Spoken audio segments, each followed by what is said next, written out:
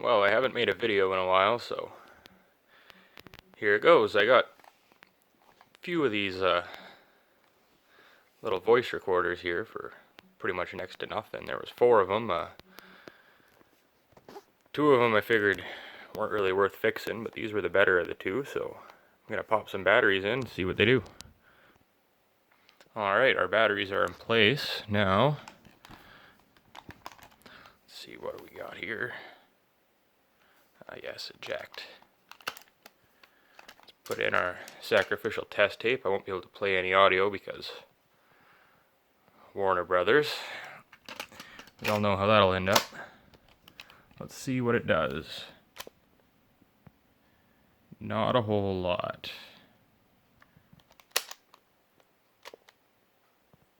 As you can see, the reels turn a bit, but I think our belt's slipping there.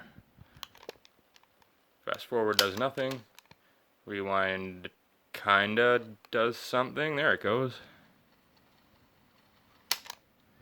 So we'll have to take this one apart and see what's going on there. Probably just belts. And this is a realistic Minisette-14. This one is a Panasonic RQ352. So let's pop some batteries in this one and see what it does. Alright, we got our 2 AA's in there, and this one does take 4 if anyone was wondering. So, put in our sacrificial test tape once again. Oh, that one doesn't have the, this one loads directly into the compartment. Alright, so let's see if we have any activity out of this one.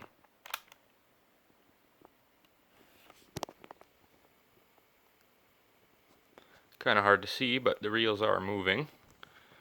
This one might not have anything wrong with it.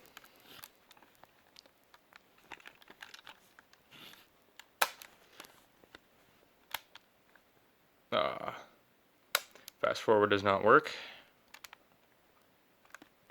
Rewind does not work. Now there's play now.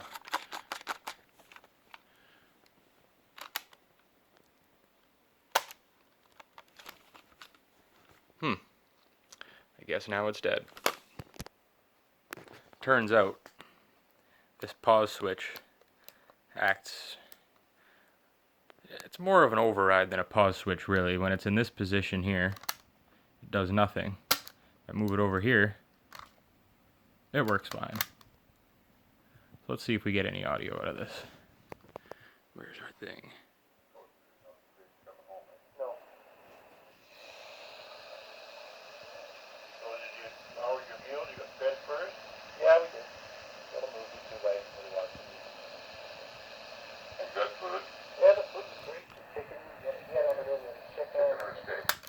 So that does seem to be working.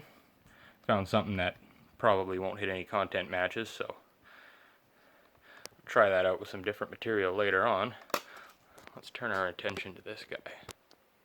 Alright, to get this Minisette-14 apart, there are 4 screws, 2 on the side there as you can see, 1 down there in the battery compartment, and 1 right there on the side, if you can see that one there. So let's pop the cover off and see what we get. I might have to do this 2 hands. And here's a good look inside the machine here. There's a belt here. I presume that's for the counter. Pretty loose. This would be the main capstan belt here. Also very loose. So let's pull this board out. This is starting to look like a disaster. Alright, old belt is out. And I've measured it to be about 7.5 centimeters here. It's kind of hard to do one hand, and so you want to go 10% smaller when replacing these, so let's see what I got. Okay, new belt's in. Ended up using a 7 centimeter belt. I wanted to find a 6 3/4, but these Chinese belt kits always have every size except the one you need. So I'll reassemble this and we'll test it out. Alright, the unit is reassembled. Now, as you can see, our take-up reel now moves.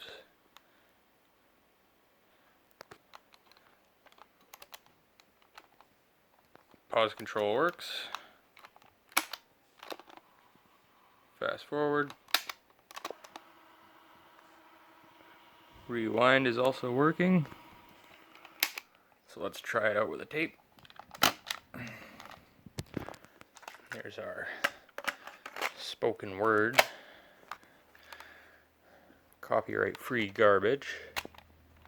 As you can see, we're now working good.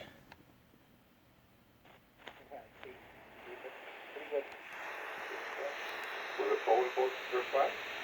Yeah. Yeah. Well, when they're overbooked like that, I guess that's what happens to make sure you finish it. So how long were you there? Oh, 6 days. 6 days. Yeah, I got there Saturday night about 10:30 Eastern time. Alright, well, I would say that's a successful repair. After I calibrate the speed and everything, this thing will be good to go. And I didn't replace the counterbelt because, as you can see, the counter is still moving. Works fine.